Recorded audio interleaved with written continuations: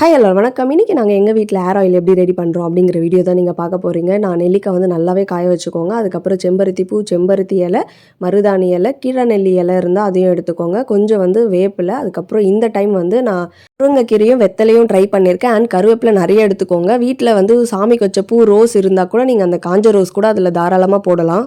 எல்லாமே வந்து நான் ஒரு நாள் வெயிலில் காய வச்சுட்டு அதுக்கப்புறம் 2 நாள் நிழலில் காய வச்சேன். நெல்லிக்காய் மட்டும் இந்த அளவுக்கு நல்லா காய வச்சுக்கணும். ஸோ எல்லாமே வந்து நம்ம ஒரு டப்பாவில் போட்டு எடுத்து வச்சு ஆயில் ஊற்ற வேண்டியது தான். இதில் வந்து சவுக்கு மர இலை எனக்கு அப்போதைக்கு கிடைக்கல.